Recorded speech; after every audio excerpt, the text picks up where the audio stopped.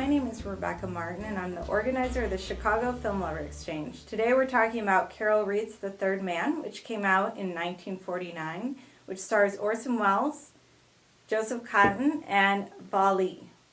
So we're discussing this film in 3 parts, and this is part 3, and we are going to be talking about the interesting character Harry Lime, played by Orson Welles, and also Orson Welles' influence in The Third Man. So, who wants to get us started? Al? Orson Welles was like, when you look at it, is like such the perfect choice to play Harry Lime. Mm-hmm. I believe there was another actor they were aiming to get, but the director, Robert Mitchum. Oh, really? And Carol Reed insisted on getting Orson, and I mean just on a visual sense. Nobody does a grand entrance like Orson Welles. Very true. Third Man's absolutely justifiably famous, but his character's appearance as Falstaff and Chimes at Midnight is really remarkable. Mm-hmm. His first lumbering visualization in Touch of Evil, and my favorite is in a film that he directed called his take on Kafka's The Trial, where his character is a devilish, sinister figure who literally emerges from a cloud of smoke. Mm-hmm. Nobody appears on screen quite like Welles. Right. My question is, since we see so little of Orson Lime in the film, why are we so interested in learning more? Why are we so captivated? And I did read something about Orson Welles did a series about Harry Lime on the radio afterwards, his prior life. And I would listen to that. I mean, I'd be really interested to hear what kind of shenanigans he got in when he got to Vienna. So, yeah, very interesting. So why are we so drawn to his character? Well, I mentioned before. Go ahead, Nancy. I actually mentioned this in one of the other discussions, but he's one of those evil but charismatic characters. You know he's a bad guy, but you really are totally charmed by him, and you want to like him. There are many, many examples of that in film and theater. And so I mentioned Tony Soprano, for instance, was one of those characters for me. Yes, Welles has a particular there's an attitude that he has in both his films, the characters in his films, and in the person himself. Welles started his career as a magician, actually, when he was a young man, and he was always into pranks and games and con men. One of his best later works is, in fact, an entire film about the accuracy of a documentary called F for Fake. And to what Nancy brought in is I don't know if when you first see him, you don't get an impression like perhaps a Mitchum from Cape Fear would, where he's not unredeemably evil. There's a level of playfulness there's a level of the sense that his appetites and his desires to go and pull one over on people kind of got the better of him. Right. Yeah, I think if anyone could ever be described larger than life, it's Orson Welles. For sure, yeah. And his character also is, although I think he was a psychopath, there was also a little bit of seed there that perhaps some part of him could be redeemed in part at least, like with his affection for Anna. And so with his character, aside of his irresistible charisma, there's always a little ray of hope that perhaps he could be redeemed in some small way. And I found his charm as irresistible as Hannibal Lecter's in Silence of the Lambs. Right. And that whole part when he's running away from Holly right after he sees him.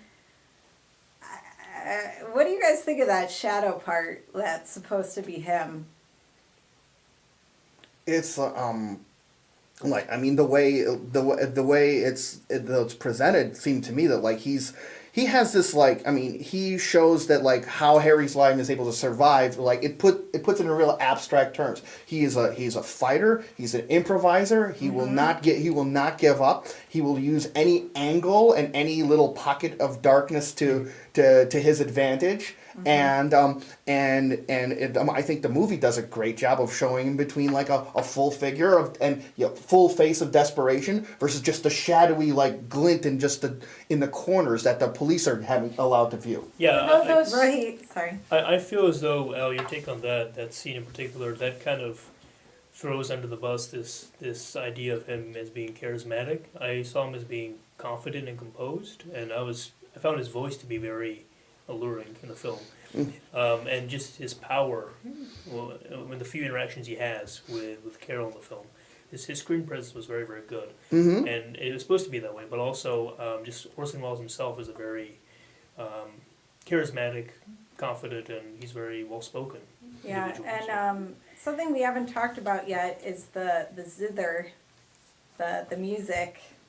And I think you had commented in like an email or something that whole chase scene, they don't have any of that music. Yes. They have like, hearing people run and the water that's Hear the going down water in the noise. sewer. Like it's just kind of like noise that, there's no background Ambient noise. music. Yeah. Yeah, that's it. Yeah. No But- music in the Ferris wheel scene either. Right. So Yes. he doesn't need music. He just has enough presence that he's just There's Yeah. There's a moment where you just get like the kind of level of desperate improvisation to just succeed or continue to exist for one more second in just like these close-up shots of his eye as he's looking through the sewer grate, and just the level of his performance is so tremendous because he's able to show such a level of exhaustion because he's already been shot by the time his hands are reaching through, and yet the desperation is still there, like welling in within him. Regarding the music too, he has that particular theme, and that theme is played when we see his face for the first time. That theme is also played in scenes where he's not present, not physically present, but he is hinted to. Oh, And yeah. There's Okay. a scene where the coffin is exhumed, and that's when we discover that the body in it is Joseph Harbin's. And while they're exhuming the coffin, and before they make the identification of the discovery, that theme is playing. Harry's theme is playing in that scene, and that's an example of Yeah. where that theme is used Use to the music. to sort of give him a looming presence. And his shadows, to me, seem very spectre-like. But Yes. the music worked really well, though, because sometimes it was very sad. Sometimes Yes. it was sprightly, jaunty, jangly, ominous. I mean, it had all these different characteristics depending upon the way Anton Karas was playing it throughout the film. So it really worked beautifully. And Yeah. of course, that song became, believe it or not, it became a popular hit Yes. in Mhm. 1950s. Sometimes people's charisma actually can go and like be bigger than themselves. Like so a charisma can be pointed inward to say, I want to see more about this particular person, but it seems to me that Orson kind of develops a charisma that can almost expand to take over like half of Vienna. You don't just see that like he could succeed in pulling off like scams and con jobs and so on, but that he'll be able to draw people in to do that too. Right. When his nature turned evil for me was in the hospital scene. And in Right. the hospital scene I was struck by how starkly white it was. And there was nothing on the walls, it was all white. The nuns, the nurses were in all white. The only things that weren't white were the teddy bear and the Major Calloway and Holly Martins. And when Major Calloway describes, it's a reaction shot, and you see him describe this little baby as this baby's unrecognizable now. He refers to the baby as an it. That's when Harry became thoroughly evil for me.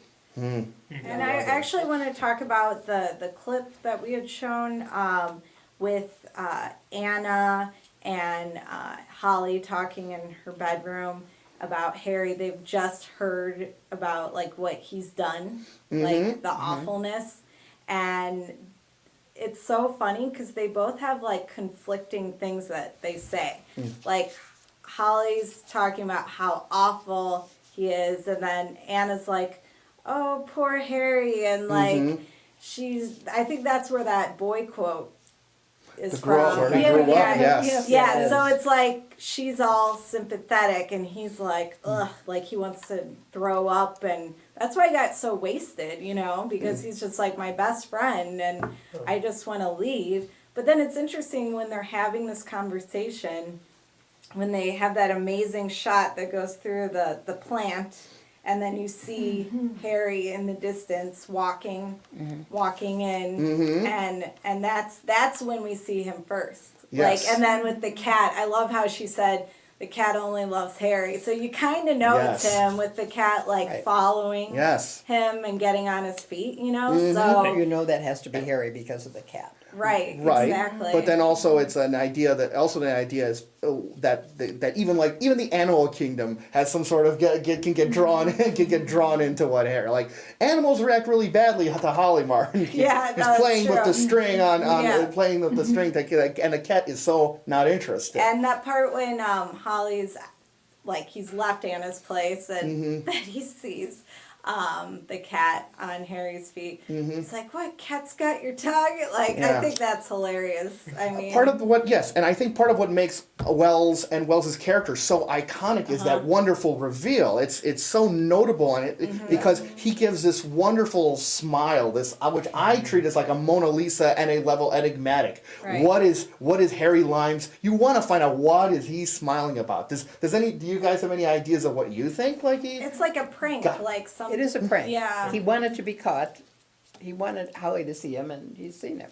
And I don't know if you remember this, but when they first went into Harry's place, Anna and Holly, somebody calls and she answers, and nobody's on the other line. Yes. I'm pretty sure that was Harry. Yes. Right? Yes, I think we're Just think kind of so, like, too. I'm just going to scope out the scene, just if give her. anybody's there. Yeah. Yeah. And then that part, Anna, obviously, we find out she's so intimately in love with him when she's like rolling the dice. Yes. Like when Yeah. she's on the phone with him, Yes. supposedly. And she just knows, she's not even looking. She just was like doing this, like There- it's all natural. There to was her. games that were played for a Right. long time for that to become a But she habit was for clearly her. familiar with that Right. place, but because she goes in and sits down and opens that drawer Yeah. of Right. the dressing table where And there's a starts comb. combing her hair. Yeah, without even looking at her. Right. Oh, and implements. something, I'm Yeah. sorry, I'll let you guys talk after this, but I just want to say this is also very important. After they find out about Harry, the truth about Harry, she has Harry's pajamas on. Yeah, Yes. that's the where that are Yes. monogrammed. Right. So Yes. you know they're Harry's. And she's like hiding it with her robe, but we see that it's Harry's pajamas. It's like There's HL. that was interesting. Yeah. There is right. I mean, it's such a Harry and Orson Welles just provide such a great contrast to Holly in that there's a level of the boyish enthusiasm and just the playful. There's the gleam in his eye when the light turns on. That could not be more of a contrast to Holly's dullard, like, oh, I just want to do nice things and things to be all good. Whereas that's why the cuckoo clock, which I believe was improvised by Wells and not Right. part of the original Right. script. He did that himself. That's why that resonates so well with both him because he just Wells throughout his career has lived on strife. He kind of rather famously put up in Citizen Kane. It was a treatment of William Randolph Hearst that had irritated Hearst so badly, Hearst nearly shelved the film and caused it to never get made. No, he caused it not to be reviewed or shown in some cities. Exactly. His newspaper. Yes, and Wells was not unknown for putting in disguises or altering his appearance either. Like he has throughout his career, he seems to have this. He has this wonderful combination to me of enthusiasm, but to go to extremes, to go and there's a little undercurrent of self-destruction, which makes me really buy into Rebecca's idea that in some level he wanted an interaction where he could put himself in danger, maybe not necessarily be caught 100%. It's notable that his appetites obviously had caused Orson to gain a lot of weight later in his life. But it's really notable that for his film Touch of Evil, even though he had already attained some weight, he added an extra fat suit to play the bloated detective character. there was some level where he kind of appreciated this kind of self-destructive enthusiasm about himself and wanted it expressed through the films that he made. There's What I one mean. more Orson Welles prank that really should be mentioned because it was so important, though, and that was the Mercury Theater broadcast on Halloween. I think it was 1939 when they yeah. broadcast Oh, the War the of the War of the Worlds. Worlds, and everyone on the East Coast thought the aliens Yeah. were invading. So it was an incredibly successful prank. He's got the voice to believe him. Yes. You know, Yeah. it's just, Right. although I don't believe him, but I mean, he sounds so eloquent. He had an incredible presence. Right, and right. you're just like, I'll buy whatever he says. Right. Interestingly, though, in the third man, though, he stays in the same black suit the whole time. Yes, Well, Yeah, we he don't does- know. It could have been a different black suit. it's a. He's constantly in black, and so in, Whereas Howie is, sorry to interrupt, Howie is in lighter colors. Yes. The Great. sweater vest is kind of comfy, friendly. Yes, yeah, and like the film is so well, the film is so well composed that you can probably even see the moral the moral grayness of the characters through the lighter colors of their actual outfits. Like even when Calloway is first seen, Holly thinks he's a bad guy, so he's dressed all in Right. black. But that's the only time he wears a black suit. And the more you learn about him, his outfit starts lightening up as a result. Yeah. And this leads me to like kind of an idea on the third man that it's kind of held in a lot of quarters as a conspiracy theory, but honestly, I have to say, I still kind of think Orson Welles, if didn't actually direct it, he was whispering in some people's ears because the creativity that he expressed in his personal life. He is known for doing that in his films on a minute-by-minute basis. And that's something the third man does tremendously, scene by scene, shot by shot. It's different and unique and special and even in the scene where where you see him outside, the camera, which weighed a couple 100 pounds at the time, had to go through those ferns in the windowsill. You didn't just have it move over. He had to deliberately. Wells was known for making these changes that would not Yep. appear to make sense, Yep. but That's when you right. put it together to make a story, and it would work like magic, movie magic, obviously. Right. And in addition, having Joseph Cotton, who was his compatriot in Citizen Kane, and he's such a perfect foil to Wells's character. That's also And I do have a question because Joseph Cotton, was he the person who narrated in the beginning of the film? No, I No, think no, that that's was Carol Carol Reed's Reed. voice, yeah. there is Reed. there's two versions. There's an American Yes. version Yeah. where he and in the British Carol Reed says it as an Okay. narrator. Who is the voice on the U.S. The version? director. Joseph Cotton. It is Joseph Cotton. Yeah, and the lines were changed to reflect that it was his story. And one other thing I want to bring on the Doesn't Wellesian make feature, sense, though. what years and years before Moonlighting, Wells had this method where the characters would talk over each other. And in so many Hollywood films where it was like this person says something, this person says something, it was a lot more like static. But Wells from Citizen Kane on would have characters argue and they would talk over each other. So Robert Altman didn't Yeah, invent Altman. that. Exactly right. And in the Ferris wheel scene, that's exactly how that conversation goes down. And so time and time again, I see both the imagery and the dialogue from Wells's side that is so representative of Wells, more so than director Carol Reed. Not to take away too much from him because he is a remarkable director in his own way. Right. But much like Holly Martin's and other characters in Third Man, I feel Wells's presence through almost every frame of the Third Man. Well, we're gonna close up part 3 and all the parts now. So the word for Harry or Orson Welles or both, just So I would say brilliant. A touch of evil. That's good. Chameleon. That's a good word. larger than life. Yeah, that's great. Blimey. Blimey.